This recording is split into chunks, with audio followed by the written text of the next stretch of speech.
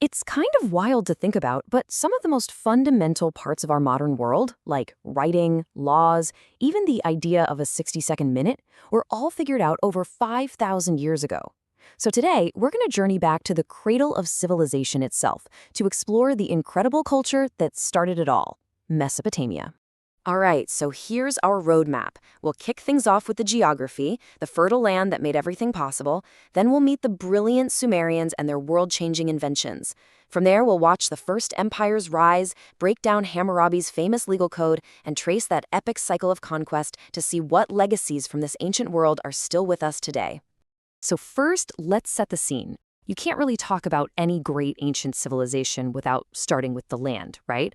And from Mesopotamia, it all begins with this incredibly fertile ground that basically served as a nursery for civilization.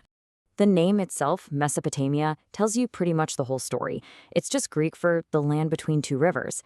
And those two rivers, the Tigris and the Euphrates, were the absolute lifeblood of this place. They created this amazing arc of fertile land smack in the middle of a desert, which made farming possible and, well, laid the groundwork for literally everything that came next.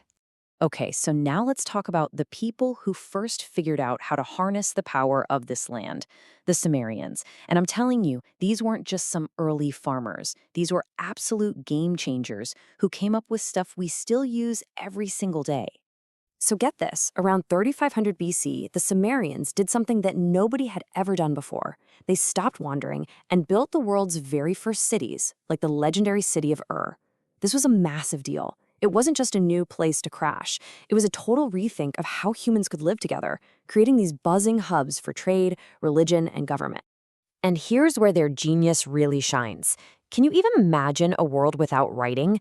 Well, you don't have to, because the Sumerians invented it.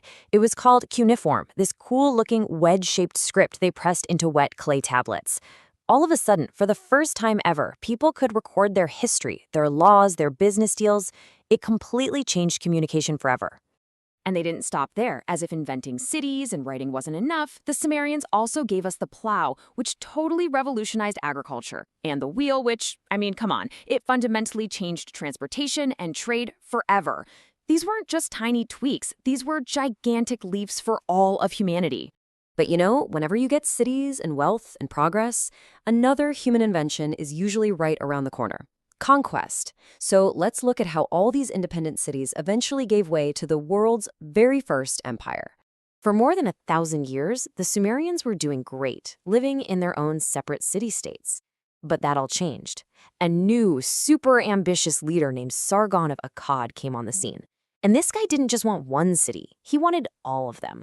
By conquering and uniting the Sumerian city-states, he created something the world had never, ever seen before, a true empire. Of course, empires don't last forever. After the Akkadians faded, power shifted, and a new group rose up, the Babylonians. And their most famous king was a man whose name, even today, is basically shorthand for law and order, Hammurabi. So around 1792 BC, King Hammurabi did something that would literally be studied for thousands of years. He created one of the world's earliest and most complete written sets of laws.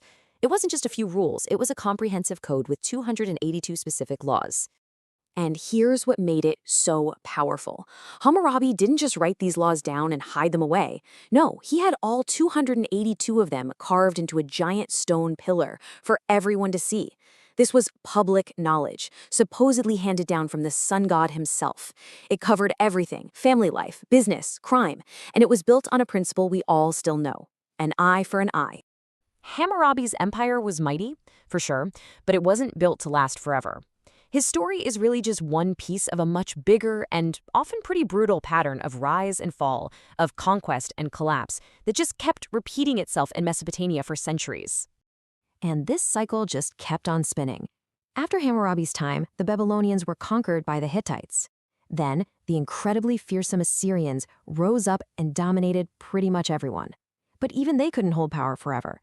They were eventually taken down by the Chaldeans, who brought the story full circle by rebuilding the great city of Babylon all over again. It was actually during this final Babylonian revival that one of the 7 wonders of the ancient world, the legendary Hanging Gardens of Babylon, was supposedly built. And here's a little historical trivia for you. Centuries later, the same ancient city is where Alexander the Great would eventually die. So, after thousands of years of all this, cities, inventions, empires, wars, what was the real legacy of Mesopotamia? What are the ideas and beliefs that actually managed to survive it all? Well, at the very core of their culture was a belief in many gods. That's called polytheism. Their world was run by gods connected to nature, like the sun, water, and earth. They built these huge temples to honor them. And they were also deeply focused on the afterlife, a lot like the ancient Egyptians, actually. Their kings and queens were often buried with tons of treasure to take with them on their journey to the next world. But here's where things get really fascinating. Let's compare Mesopotamia to another huge civilization that was around at the same time, the Indus Valley. The Mesopotamian story is all about powerful kings, constant war, and mastering iron for battle. But when archaeologists look at the Indus Valley, they find almost no evidence of kings, no signs of warfare, no weapons. It seems they were a totally peaceful society on a completely different path. And that leaves us with a really deep question, doesn't it?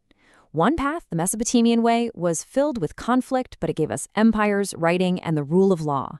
The other path, the Indus Valley way, gave us peace and a more communal way of life. So when you look at our world today, which one of those ancient foundations do you think really matters more?